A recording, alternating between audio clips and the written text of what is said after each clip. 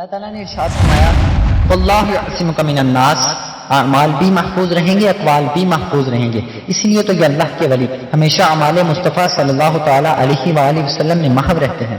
محدث اعظم پاکستان جیسی عظیم شخصیت ہر وقت تصور یار میں، تصور محبوب میں محو رہتے تھے، اور اس کا اہتمام اتنا زبردست کہ مختلف بہانوں سے علم حدیث تو علم حدیث، منطق و فلسفہ جیسے خشک اسباب پڑھاتے ہوئے بھی تصور محبوب میں محو رہتے تھے۔ کیوں محو رہتے تھے؟ کیونکہ انہیں تصور محبوب سے پیار ہے۔ یہ محض اسے ہی پسند آتی ہے جو ایک مرتبہ چکھ لے، جو اس کی حقیقت کو جانتا ہو، وہ حضور کے تصور میں ہمیشہ محو رہتا ہے۔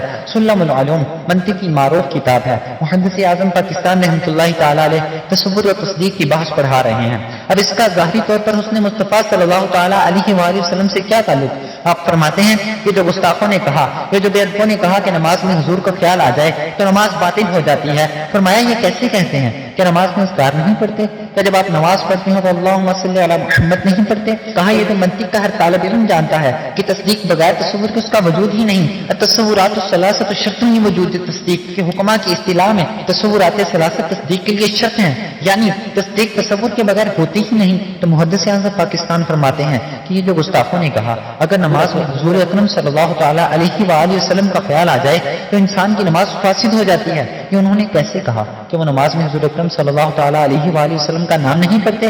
کیا درود پاک نہیں پڑھتے؟ اللہم صلی علی محمد نہیں پڑھتے؟ کیا سورہ فتح میں محمد رسول اللہ نہیں پڑھتے؟ تصور کیا ہے؟ کسی کا ذہن میں خیال آنا۔ آپ کہتے ہیں محدث اعظم پاکستان، تو جب آپ کہتے ہیں نا محدث اعظم پاکستان تو یہ ایک تصور ہے، الادراک الخالی عن الحکم، خیال کا آنا یہ ایک تصور ہے۔ پھر آپ کہتے ہیں ولی اللہ، یا آپ کہتے ہیں قطب، تو یہ بھی ایک تصور ہے، لیکن اب حکم نہیں لگاتے، نسبت الحکمیہ نہیں پائی جاتی، تو یہ تو دو تصورات ہیں، اور تصدیق بغیر تصور کی ہوتی ہی نہیں۔ تو محدث اعظم پاکستان فرماتے ہیں یہ جو گستاخ کہتے ہیں، یہ جو بے ادب کہتے ہیں کہ نماز میں حضور کا خیال آ جائے تو نماز باطل ہو جاتی ہے، تو تصور کے بغیر تو تصدیق ہوتی ہی نہیں۔ تصور ہے ایک تصدیق ہے۔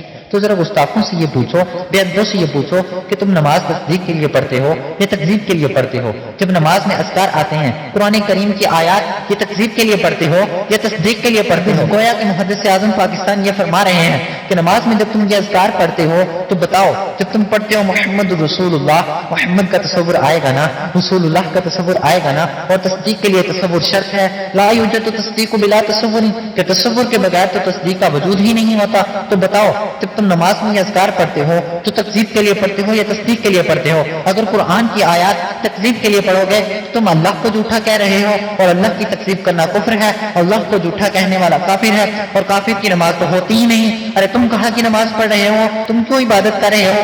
اور اگر کہو تکذیب کے لیے نہیں پڑھ رہے، تصدیق کے لیے پڑھ رہے ہیں، تو لا یوجد تصدیق بلا تصور، تصدیق کا وجود ہی نہیں ہوتا تصور کے بغیر۔ تو تم کہتے ہو تصور شرک ہے۔ اگر نماز میں حضور کی یاد آ جائے، حضور کا خیال آ جائے، حضور کا تصور آ جائے تو انسان مشرک ہو جاتا ہے۔ بڑی عجیب بات ہے، تکذیب کے تم مدعی نہیں، تکذیب کر نہیں رہے اور تصدیق کو مانتے نہیں، تو تمہاری تو نماز کسی صورت میں بھی نہیں ہوتی۔ لیکن ہم اہل سنت، عاشقان اعلیٰ حضرت کی عظمتوں کے ترانے لاپنے والے جب منطق و فلسفہ جیسے خشک مضامین بھی پڑھتے ہیں تو پڑھتے پڑھاتے تصور یار میں محو رہتے ہیں۔ ہم نماز میں تصور کیوں نہیں کریں گے؟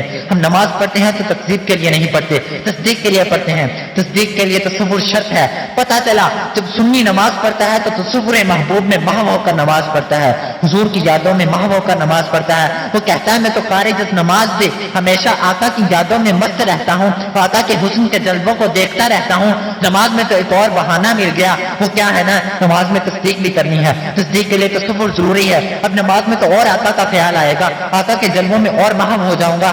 گویا کہ وہ کہتا ہے دل میں جگر میں آنکھ میں بس تو ہی تو رہے، اس کے سوا نہ کوئی آرزو رہے، حسرت یہی ہے اور یہی جستجو رہے، نظریں جدھر اٹھاؤں ادھر تو ہی تو رہے، اس اہتمام شوق سے سجدے کروں ادا، تیرا خیال آئے تو دل باوضو رہے، جنت میرے نصیب کی وعیز تو بخش دے، میرے کفن میں گیس ہوئے جانا کی